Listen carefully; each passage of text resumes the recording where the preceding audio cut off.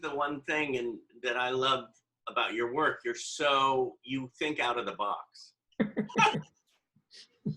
I love it. I love it. How about Devon Morgan? Okay, well, hi, Gene. My name is Devon Morgan. Howdy.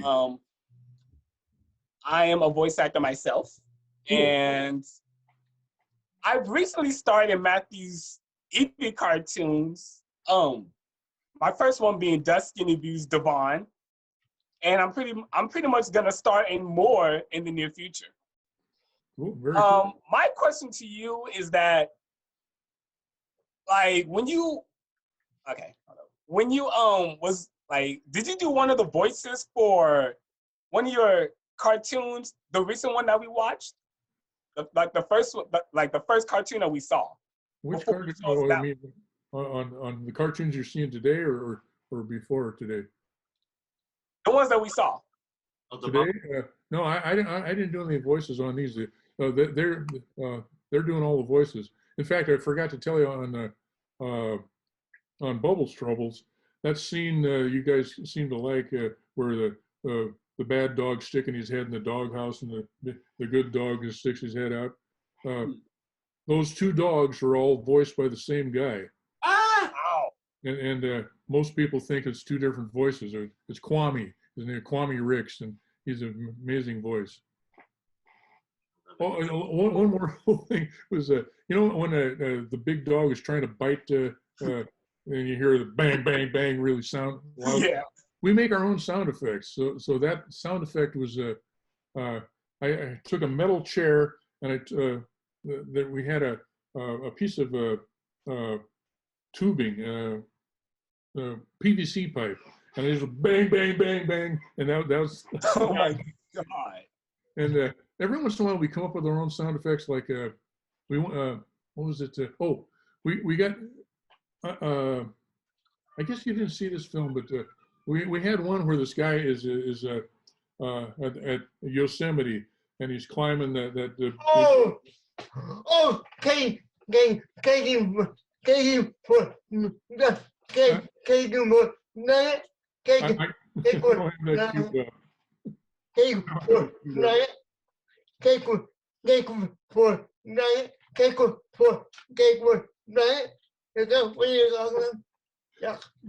Yeah.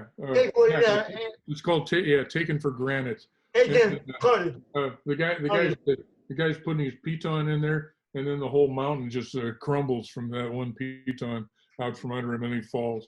And we were looking around for a mountain crumbling sound on the internet, and there wasn't any mountain crumbling sounds. So it turned out that every other day I shared this room with an art teacher, and she had this box that looked like a popcorn box, a square popcorn box. It's plastic, and she kept all her scissors in there. And this one of the guys who was assisting me as a teacher, he goes, shakes the thing against the microphone, and it sounded like a mountain falling down. So we used it for that. And then we had another one called the Blam Canyon, where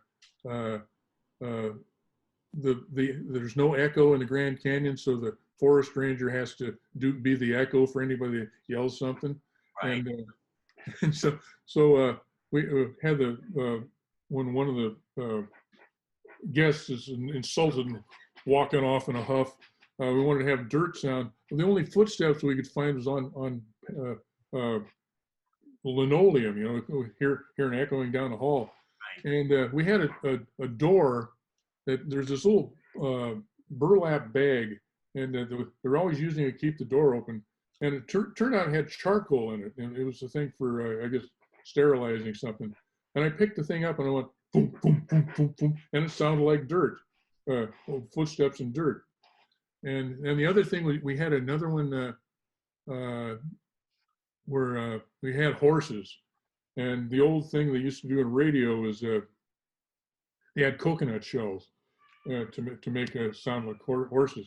We didn't have any coconut shells, but I remember there was a party like a week back in the office, and they had these plastic champagne glasses. So I took the stems off and just had the bowls and went cloppity, cloppity, cloppity, clop, and then we lowered the pitch, and it sounded like horses' hooves. So it's fun making up sound effects. Very cool. Very cool. Kevin Ewing. Yeah, I really liked what you were doing on those cartoon films. I think you really made it real with the sound effects and things that you've been using. I loved that moment inside the plot of the cartoon thing from Bubble Troubles, the ones. Yeah, and then I found out about people doing the sound effects from that, and that made it much more real. And wow, and that's really really amazing that you got into what you got into a lot, and I love that. Exactly what Kevin said too. When did you know, when did you get into animation? Well, me? Yeah. Well, it was 1978. I just got divorced, and I thought, I was up in Oregon, and I thought, suddenly everything that I thought in my life was just suddenly upended, and I thought, I got nothing to lose. I'm going to head for Los Angeles and see if I can make it in cartoons. And I was lucky enough, the second week I was there, they were, it was just pure luck. They needed anybody who was breathing at Bakshi to finish Lord of the Rings on time. So I got in there, and that got me in. Now, what were you doing before animation?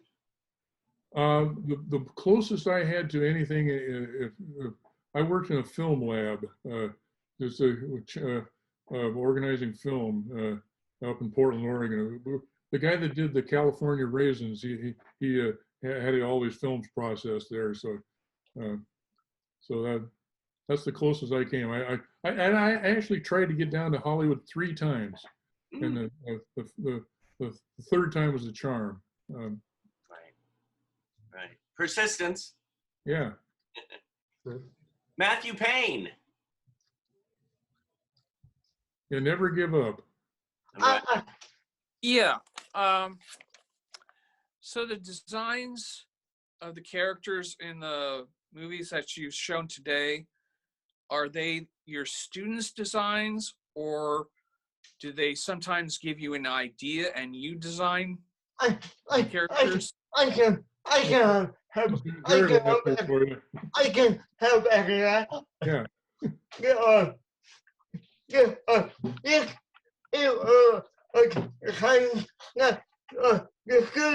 Je kunt mee zien de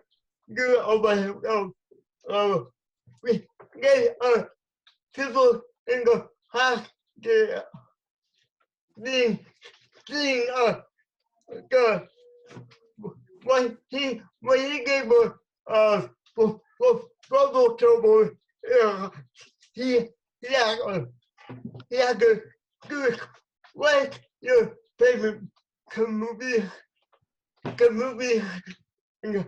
yes so came up with a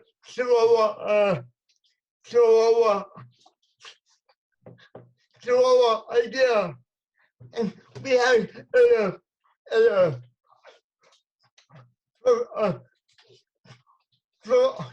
no, we have screenwriting, and what screenwriting was we had real screen. Can you help me out? Can you help me out?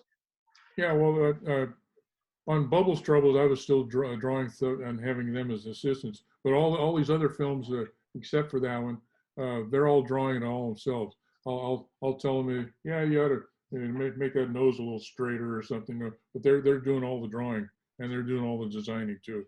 Now, do you treat, beside teaching the animation? Screenwriting, or what are the different classes you teach? Well, I've been teaching. I teach all kinds of stuff now, but yeah, I like that. I teach voice acting, so I can teach them how to do voices because I learned from Dallas McKennon, who did all the voices for the Archie cartoons, and so I learned all the tricks that he had told me, and so I teach them that, and then screenwriting, so show them how to come up with an idea, and how to stretch it out and make it work, and then I'll show them how to draw. The other thing I'm doing now is I noticed a lot of people when they draw, they always draw from the front. Uh-huh. So I've got a class now where drawing your character from every angle. And yeah, drawing character, every angle. Can I say something on that? yeah, go ahead. Drawing every angle. Mac, he can like everything. Like he wanted him to do it from a corner point to corner point to right thing, one point to. Yeah. Well, the thing is that actually one of the bus drivers, I was like, why does everybody just draw from the front? And he says that's because they always see themselves in a mirror. Because nobody's got they got a mirror like this. Nobody's got a mirror like in a clothing store where you can see yourself from every angle. Right. But the funny thing is, everybody's taking selfies, and they always take selfies like this. Nobody takes a selfie like this or this or this, so you can see all the way around. So or the bottom of their foot. Yeah. So I'm trying. I'm breaking them to that habit so they can start seeing the world three-dimensionally. Hey, this is a question for Jared. Jared Kalb, right? Yeah. Jared, how many productions have you worked on with Gene? Well, I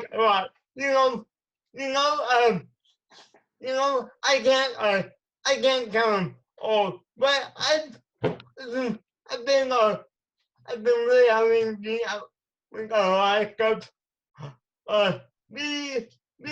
You could, yeah, it's just in the ball go, and he was come make a cartoon, and not only cartoons, but he was make a movie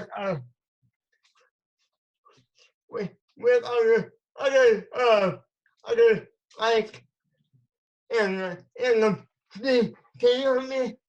Yeah. Well, I think Jared's probably 20 or 30 cartoons he's helped me out on. This is Jared, I call Jared my right-hand man. There's because we're always doing something technical on the computer, and I'm always running into some technical problem where I'm swearing a blue streak. we Jared, all get into those moods, don't we? Yeah, and Jared, even when I'm not, even when he isn't here, when I'm home, I still hear this voice. Sounds just like Jared saying, "Look it up on YouTube, Gene." I know. And Jared always helped me find the answer. Yeah. Austin, Vance. Hi, I'm Austin Vance, and I'm an animator as well. Cool. And I got a question. What is your favorite part of the whole animation process? Well, probably thinking up the idea. When you're actually drawing it, that's where the work comes in. But thinking up the idea is the real fun part. And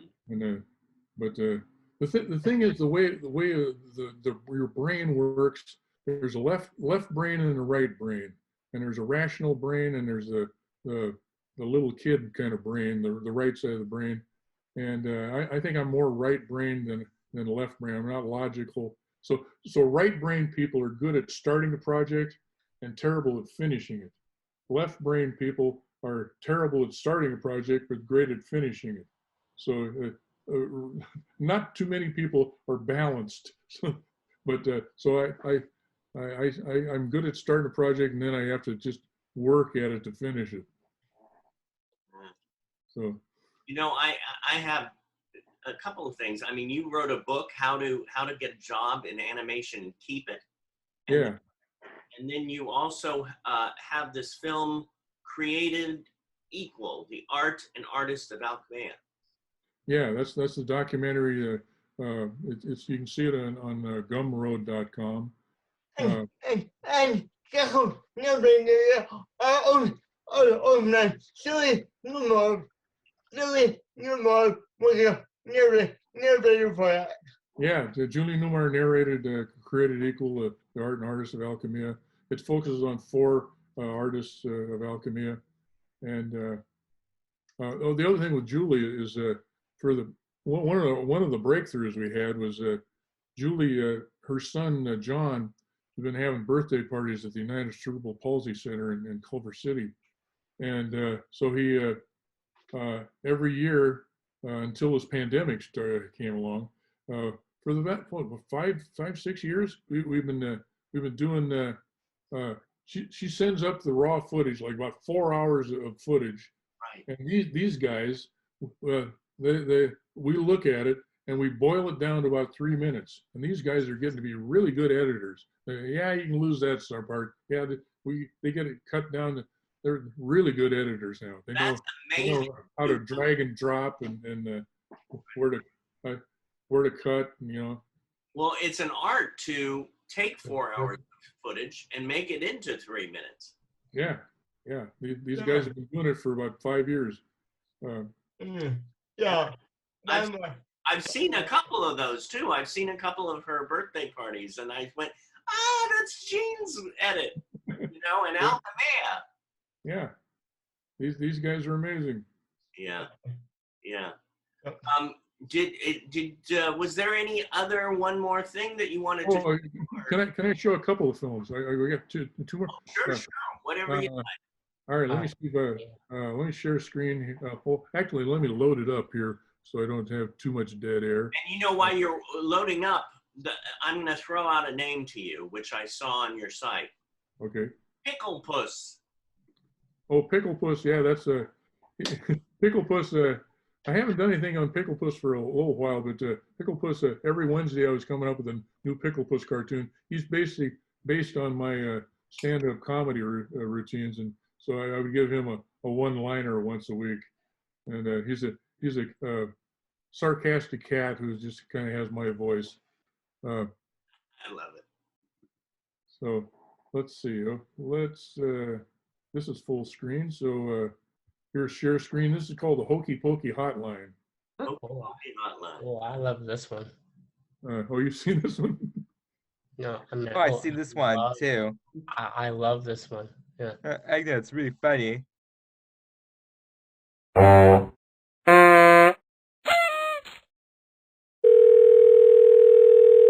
Hokey Pokey Hotline. I'm having trouble with my hokey pokey. What's the trouble, sir?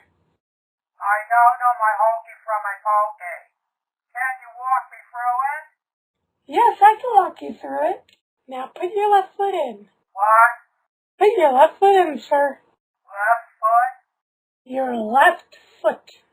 Are you putting your left foot in, sir? Yes, I am. Take your left foot out. Did you take your left foot out, sir? Yes, I did. Now put your left foot back in. Okay. And shake it all about. Did you put your left foot in, sir? Yes, I did. Are you shaking it all about? Yes, I am. Now put your right foot in. What happened, sir? I was still shaking my left foot. And then you said, put my right foot in. I had both feet in midair. I'm sorry, sir. I should have told you to take your left foot out first. That's okay. Is your left foot out? Yes, it is. Now put your right foot in. Okay. Now put your left foot in. Okay. Do the hokey pokey and turn yourself around.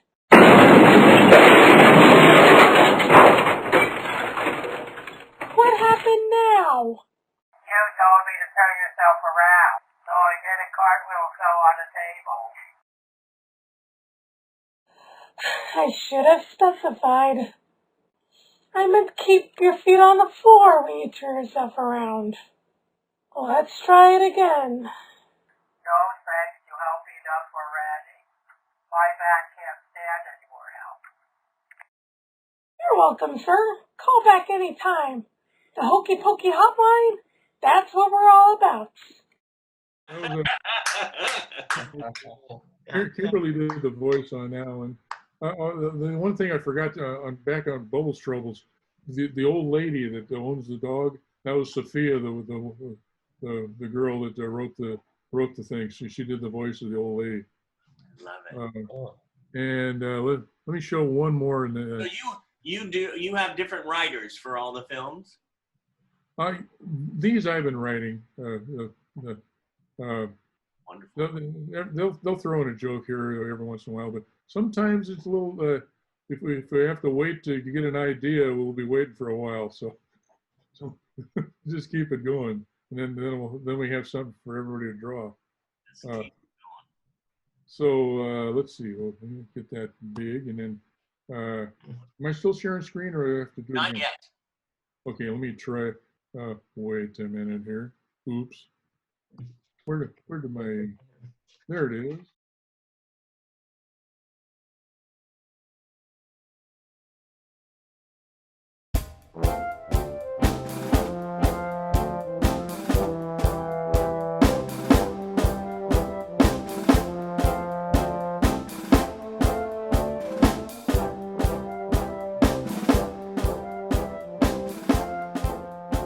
With Wilfer here, we're at the Senate. They are about to repeal law of gravity. Speaker's calling the meeting to order. Let's take you to the floor right now. Not that floor. The chair recognizes the senator from Alabama. Mr. Speaker, I propose we repeal the law of gravity. It's holding back business. That's the stupidest idea I ever heard. I second it. All in favor say aye. Aye. Are you kidding me? All opposed say nay. Nay.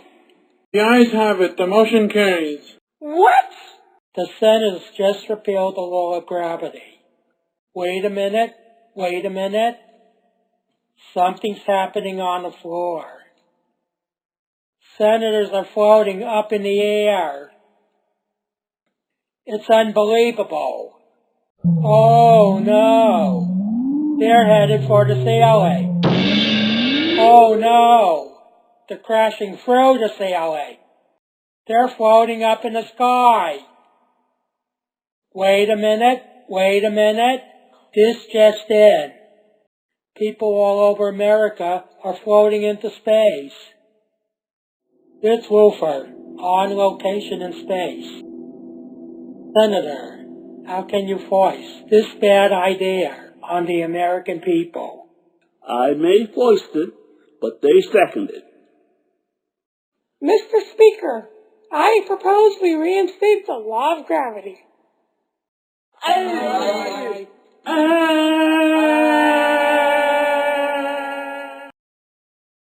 It's Wolfer here. The Senate and everyone in America are plummeting toward the earth.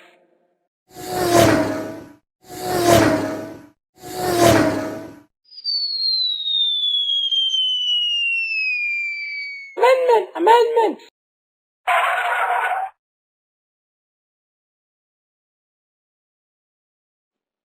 I hope you learned your lesson.